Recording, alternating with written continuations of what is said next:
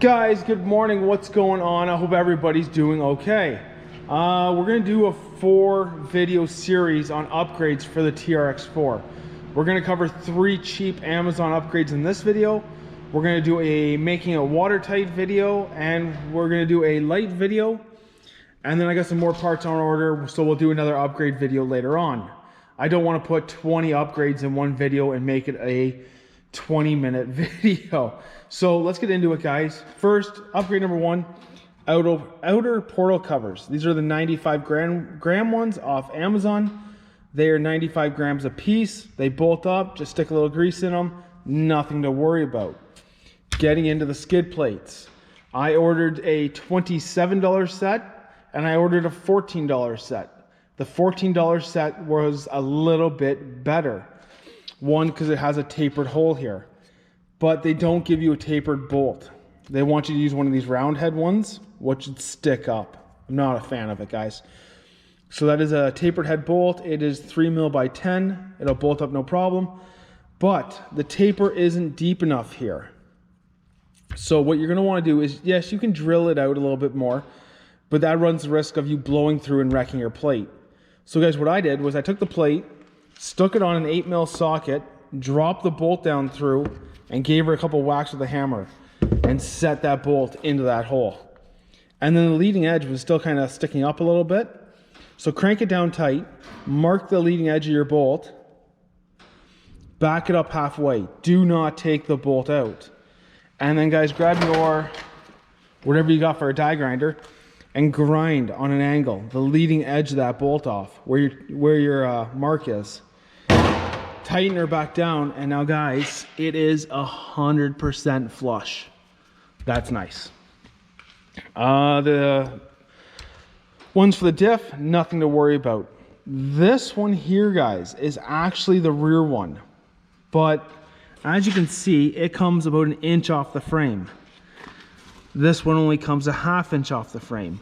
So if you put this back one on the front one, it doesn't cover this tie rod end, and it kind of leaves you into the flat spot of this cover here. So it's just kind of a hit if you hit a rock. With this one on, guys, it's just more of a nice transition between the two. So then this one had 4 holes. I cut them off once I decided where I wanted it to go. Nothing really to worry there. On the back one, guys, I welded this plate on. They leave it open. If you're rock crawling, it just gives it somewhere for the rocks to go. If you don't have a welder and you're not going to weld this plate on, I wouldn't even put this guy on. I mean, no matter what you do, this bumper is going to catch on a rock. And if you just put this on, well, now it'll get stuck between the two. So I welded that plate on, guys. It is MIG welded on with mild steel. So my welds will rust. So this has 18 coats of clear coat on it. So that's another upgrade you're going to want to watch for. I would either weld this plate on or take that off completely. Yeah, you might catch a rock this way, but then you'll be able to back up and get the rock over here and hopefully work yourself off it. If you just bolt this up, don't put this plate in, you'll get a rock stuck between the two and you'll be hung up. Now onto the diff covers, guys. Back here, you don't have to do anything to the outside of them, but you'll have to do something to the inside. The front here, guys, I had to groove out 1.5 mil by 2 mil so the steering would turn. Now I ordered a ton of diff covers. I ordered, let's go back here, guys. I ordered these guys, where else? I don't know where else they went. There was a black diamond set. Yeah, I ordered these ones. They're all gonna hit on that steering linkage, so you're gonna have to clearance it out. But if you buy the ones with these ovals on it, hope you guys can make that out. They have the ovals on it. If you get down here and look at it, they machine, let's see if we can get a better shot. They machine a ton of this out, and it's unnecessary. You don't need to machine this much out, but because they machine so much out of there, you can't clearance the front here without poking a hole through. So those will not work for you no matter what you do. Even if you buy it and you're like, oh, I'll just mill some off. No, you'll end up poking a hole right here. When you machine through this, you're gonna end up coming into this housing. So what you need to do, guys, is you have to get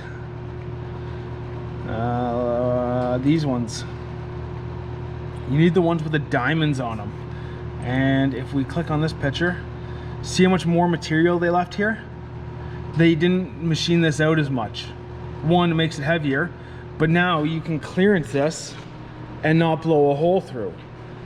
But now the main problem with all of these is right here. So this is your bearing race, your center bearing race, but right here is where your diff lock is.